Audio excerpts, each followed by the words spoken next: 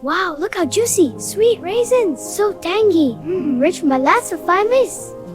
Omar and the Vineyard. Grapes, vine leaves, and endless blessings.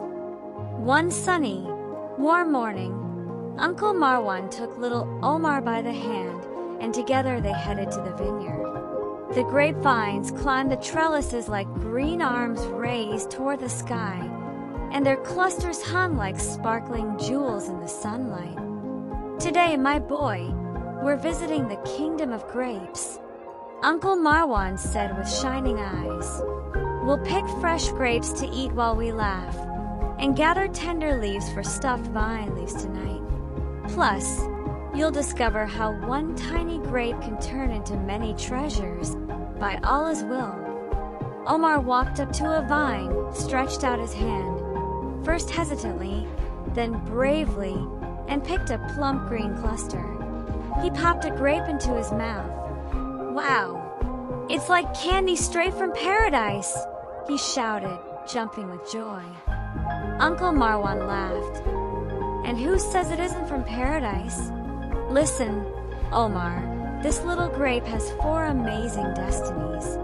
Eat it right now while it's fresh, instant energy, delight, and healing. Dry it under the sun for a few days, it becomes raisins. Perfect for winter sweets, rice dishes, or eating with nuts. The Prophet loved raisins and encouraged us to eat them. Press it while it's still green, and sour it turns into verjuice, hisrim, that delicious sour juice we sprinkle on salads and stuffed dishes instead of lemon. It cools the body in summer. Let it ripen fully, and press it becomes great molasses, Dibs, which we spread on bread or use in desserts. All of that from one single grape, Omar. Omar's eyes grew wide. So one grape can become raisins or verjuice or molasses. Subhanallah! Then he bent down and carefully chose the biggest, softest leaves, whispering, "Oh Allah, make us among those who are grateful." They returned home with a basket overflowing with grapes and leaves, the sweet scent of fresh grapes filling the air. That evening, the festival of stuffed vine leaves. In the kitchen, Grandma had prepared the filling: Egyptian rice, minced meat, dried mint, Eastern spices, and fried onions. She rolled each leaf with love and care. While cooking, she squeezed a little verjuice over the pot to give it that perfect natural tang. Everyone gathered around the table. Omar picked up his first roll, took a big bite. Yum!